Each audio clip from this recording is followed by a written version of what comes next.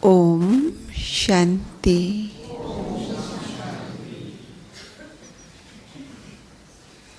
शाम का टाइम हमारा योग के लिए होता है।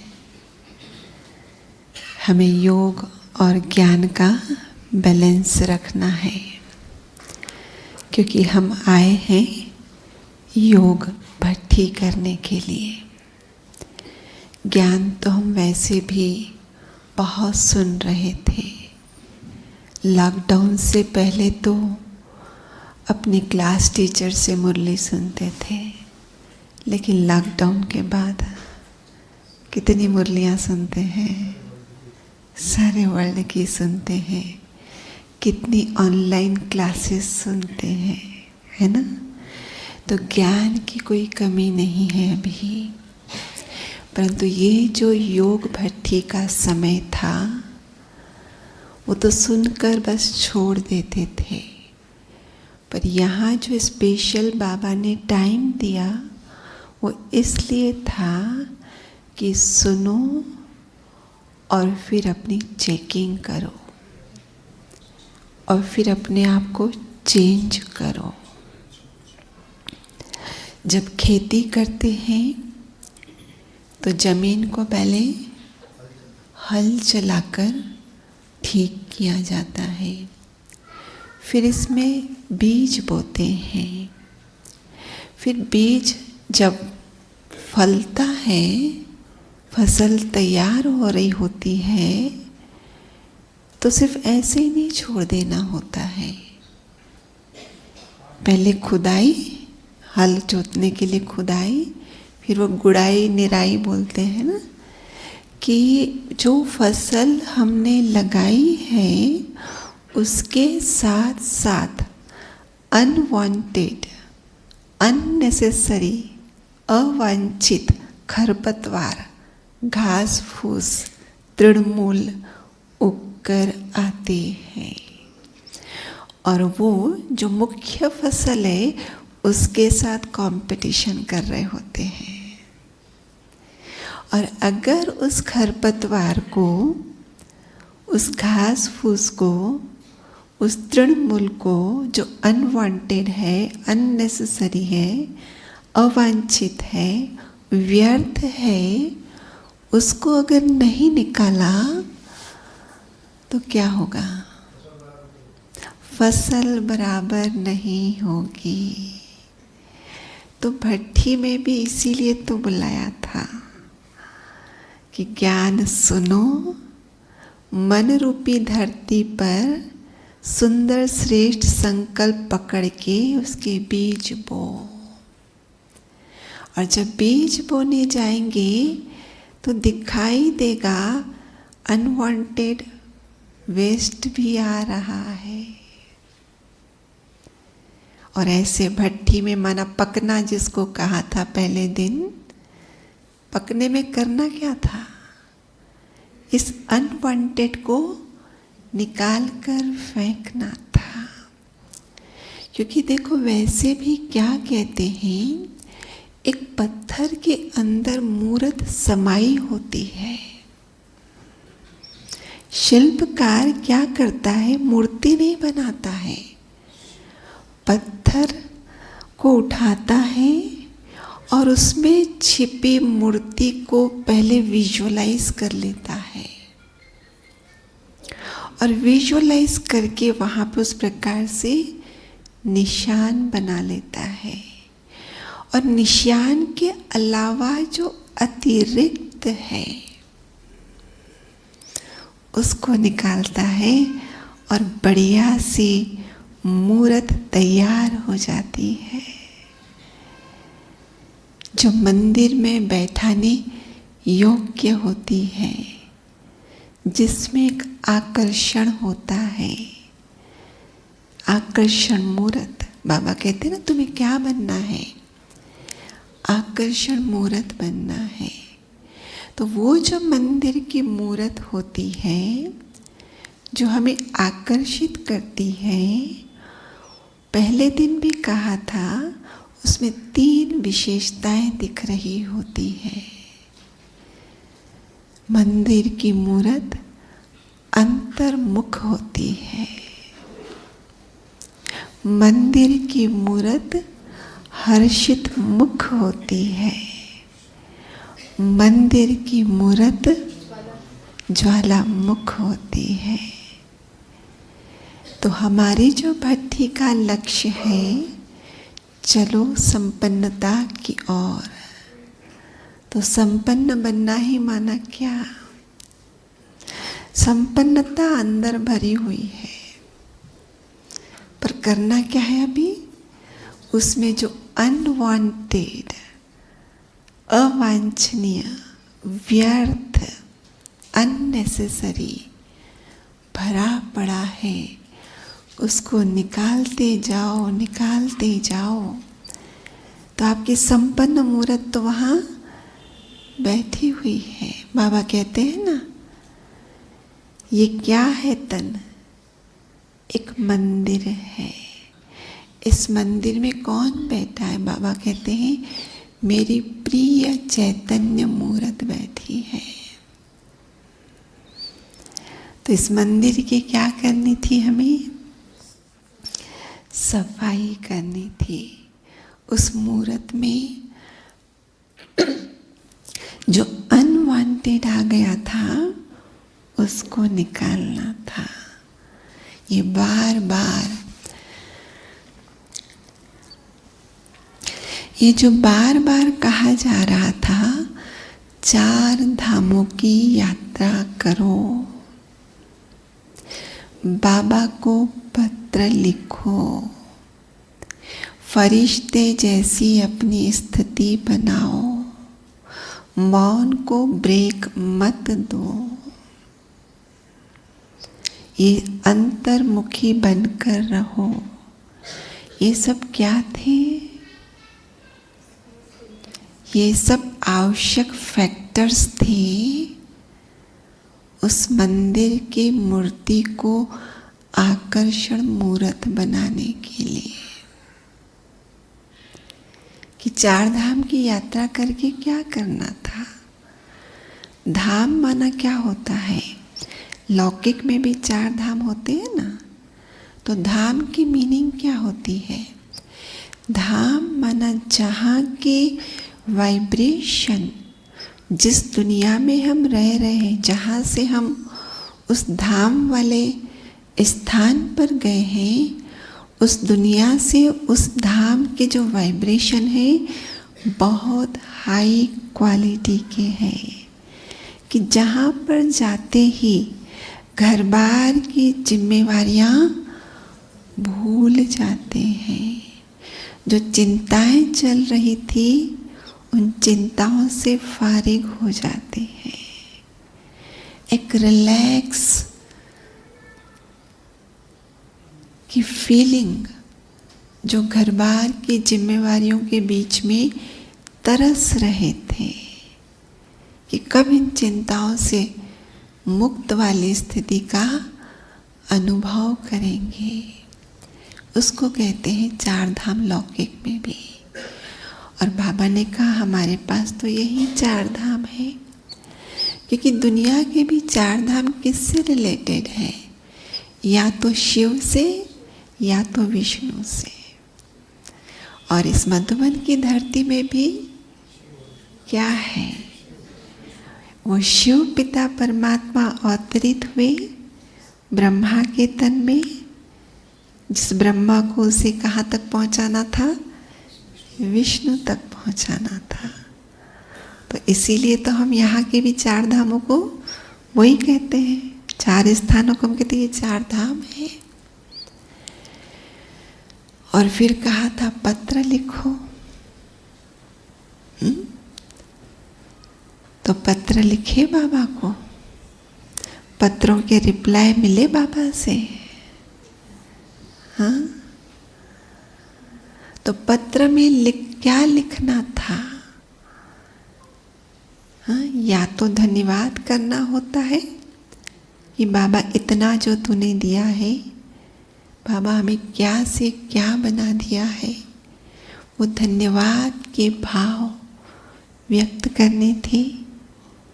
या कुछ वो बातें जीवन की जिनसे मन कभी फ्री नहीं हो रहा है, बहुत सोच रहे हैं, ज्ञान का चिंतन मंथन करें, लेकिन सुई बार बार उसी एक पॉइंट पे अटक जाती है। पहले ग्रामोफोन्स होते थे ना, तो सुई अगर कहीं अटक गई, वही चलता रहता है। तो कई बार जीवन की कुछ बातें ऐसी होती हैं, कितना भी कोशिश करें, मन को कितना भी समझाएं, थोड़ी देर उसमें चलेगा और फिर वो गड्ढे में सुई गिरेगी और वही करेगा। तो दुनिया के अंदर भी हम देखते हैं, कुछ बीमारियां ऐसी होती हैं जो डॉक्टर्स फुल चेकअप कर लेते हैं, लेकिन पता नहीं चलता है। और डॉक्टर्स कहते हैं फुल चेकअप कर लिया, सब कुछ ठीक है। और तब वो पास्ट लाइफ रिग्रेशन को भी अपनाते हैं। शायद पूर्व जन्म में कुछ हुआ है जो अंदर प्रिंट गहरा हुआ है, और वही अपने आप उभर कर आ रहा है। तो पास्ट लाइफ रिग्रेशन में क्या करते हैं, वो पीछे के जन्मों में लेके जाते हैं, जब तक कि वो शिकायत जिस चीज की कर रहा है वहां तक नहीं पहुंच जाता। और जब वहां तक पहुंच जाता है, उसको फील कर लेता है, उसको रियलाइज कर लेता है, उसको झाड़ लेता है, आत्मा की स्लेट से वो निकल जाता है। तो हमें भट्ठी में क्या करना था? 4 धाम तो कर ही रहे थे हम, फिर यहाँ बैठ के योग कौन सा करना था हमें? हाँ, स्लेट को साफ करना था।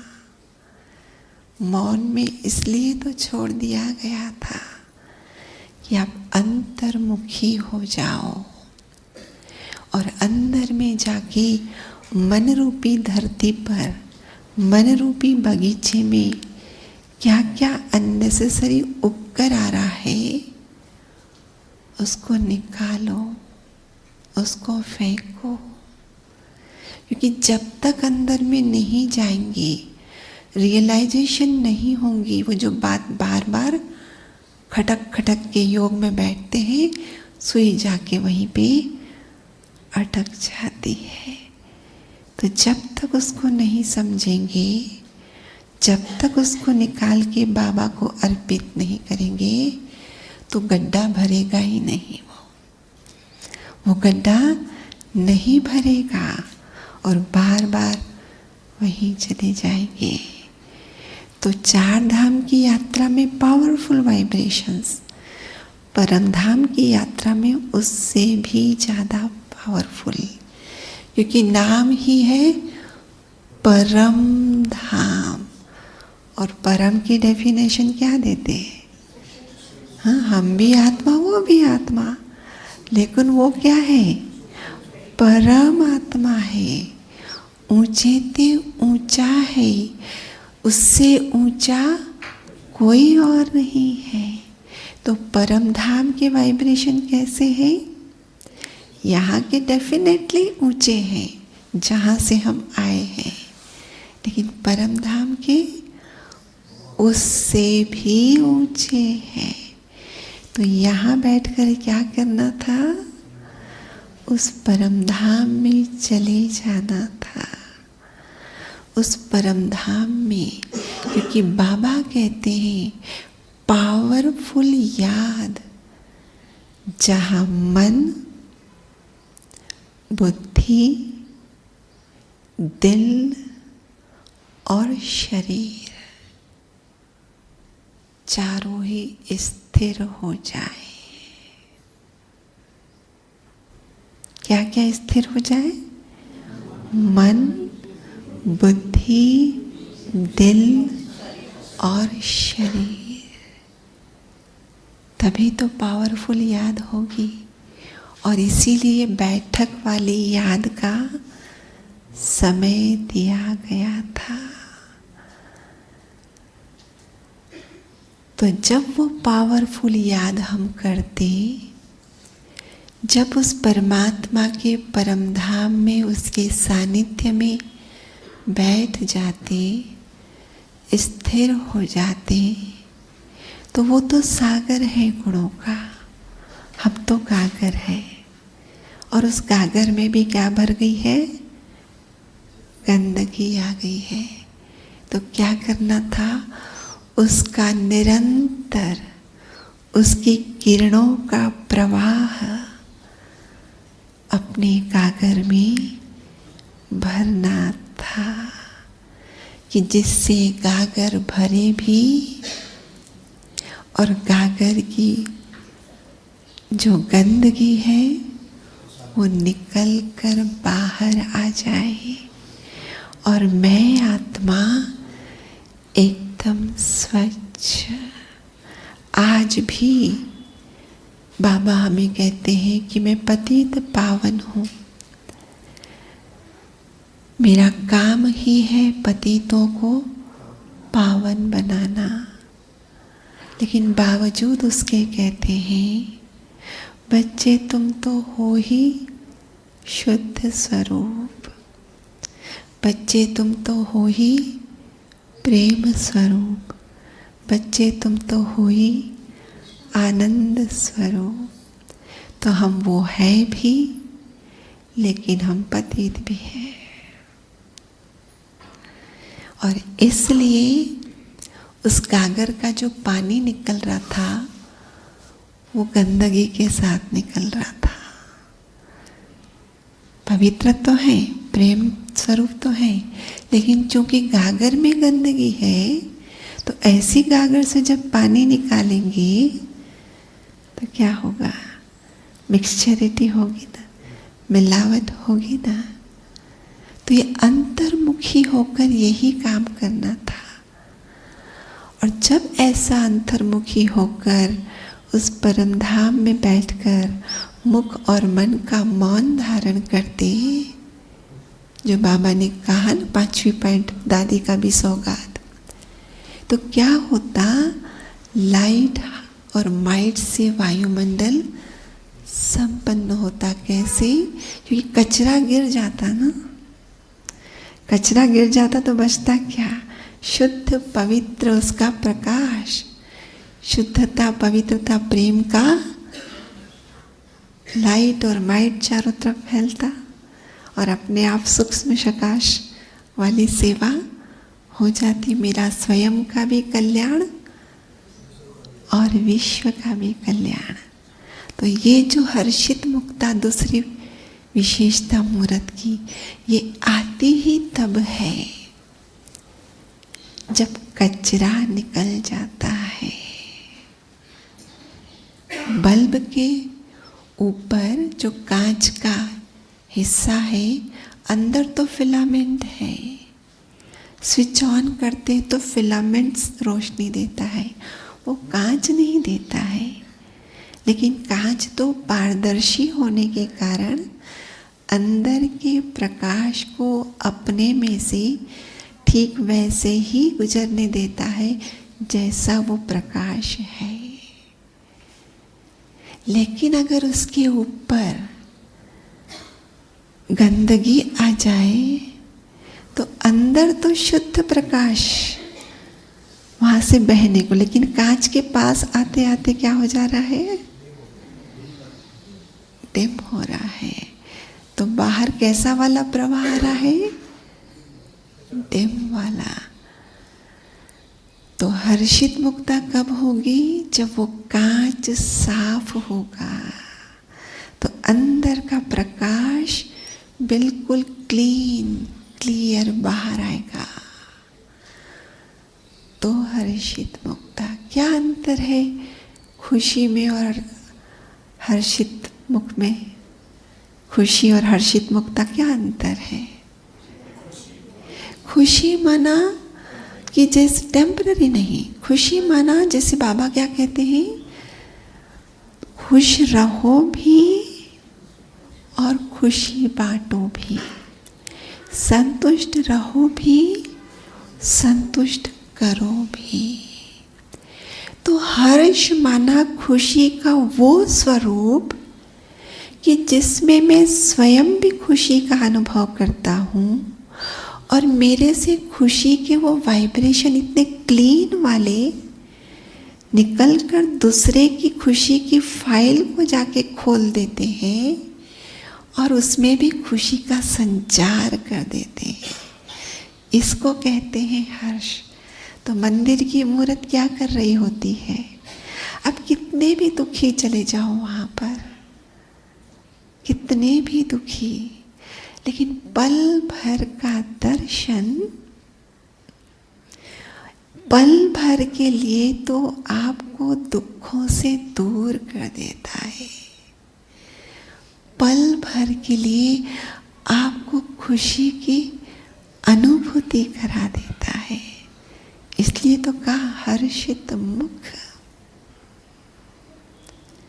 और चूंकि कांच स्वच्छ है तो वो खुशी भी आ रही है और वो प्रकाश भी डिम नहीं होकर वो जितने वाट का बल्ब है उतनी ही इंटेंसिटी वाला प्रकाश आ रहा है। तब कहा मंदिर की मूर्त में ज्वाला मुख का भी दर्शन अर्थात दिव्यता, वो चमक का एहसास होता है।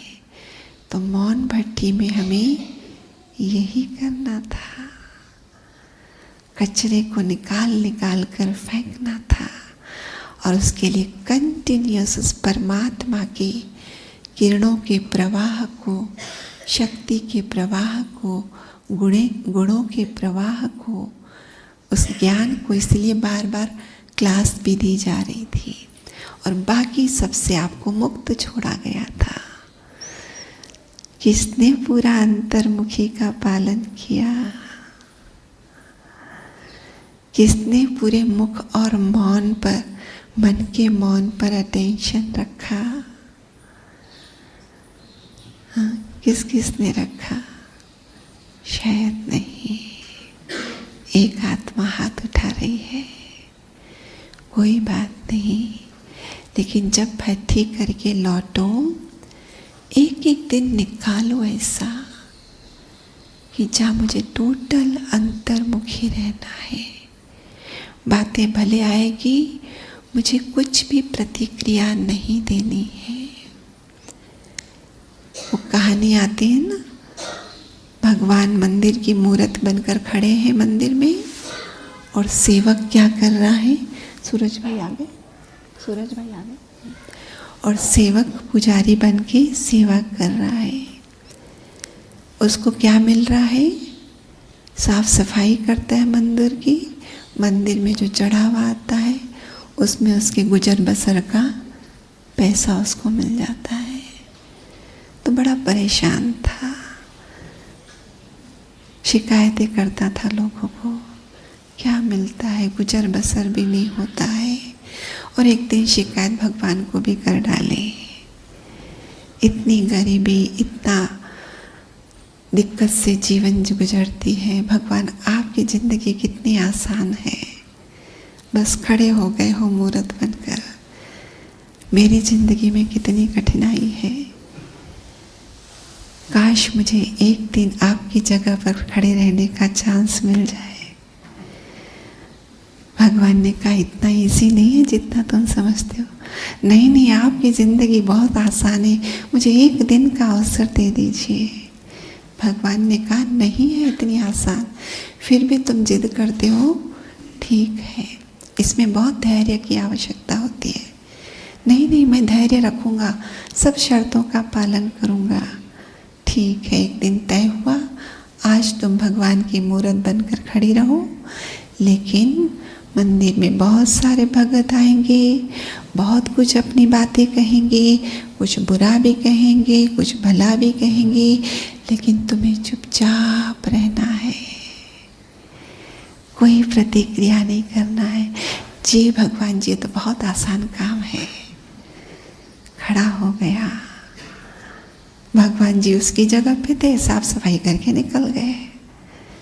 व्यापारी आया धनी, नई फैक्ट्री खोलना चाहता हूँ, आशीर्वाद दो। और जैसे ही प्रार्थना करके प्रणाम करने गया, बटुआ गिर गया, ध्यान नहीं, चला गया। उसके बाद गरीब आदमी आया, बहुत गरीबी है, रोज की रोटी भी इंतजाम नहीं हो रही है, दवाई की व्यवस्था नहीं हो रही है, माँ बीमार है, प्रभु कुछ चमत्कार कर दो। ऐसी प्रार्थना करके हाथ जोड़ रहा है, नीचे बटुआ। ओह प्रभु, आप कितने दयालु हैं। बटुआ खोल के देखता है, कुछ दिन तो आराम से निकल जाएगी, चला जाता है। फिर नाविक आता है, 15 दिन समुद्री जहाज की यात्रा पर जा रहा हूँ, सुरक्षित यात्रा रहे, सकुशल पहुँच जाऊँ। उतने में वो धनी व्यापारी पुलिस को लेकर पहुँच जाता है। यही वो व्यक्ति है जिसने मेरा बटुआ चुराया है, इसको गिरफ्तार कर लो। गिरफ्तार करने जाता है, वो मूरत देख रही है, इसका तो नहीं है कसूर, पर नहीं, भगवान जी ने कहा चुपचाप रहना है, अपने आप को रोका।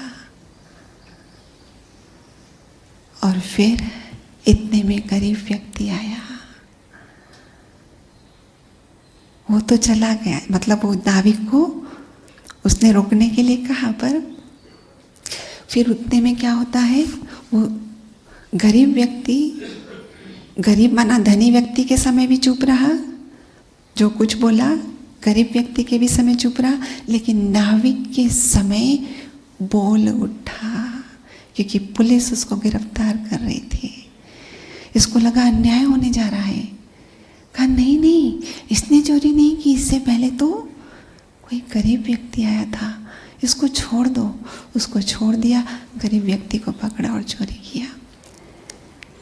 और आके भगवान जी शाम को आ गए, बड़ी खुशी से कहता है, मैंने आज बहुत अच्छा काम कर लिया, आपकी जगह पे रह गए, किसी के साथ अन्याय होते उसको रोक दिया। और भगवान जी ने क्या कहा, अनर्थ कर डाला। वो नाविक को जेल होने वाली, वो नाविक जो यात्रा पे जाने वाला था, जिसको जेल मिलती अगर तो अच्छा होता, क्योंकि समुद्री तूफान में उसकी मौत हो गई होती। लेकिन क्या किया, तो चुप रहने का कितना महत्व होता है, पर शायद हमने नहीं समझा। लेकिन जाने के बाद यहाँ से दृढ़ संकल्प करके जाओ कि घर में जाकर, सेंटर पे जाकर एक एक दिन तो भी हम मौन का धारण करेंगे, तब अंतर्मुखी होंगे, वो हर्षित मुक्ता बाहर आएगी, वो ज्वालामुखी, वो लाइट हाउस, वाइट हाउस वाली स्थिति अपने आप आएंगी, और हमारे से अपने आप सूक्ष्म सकाश की सेवा होती रहेगी। ओम शांति।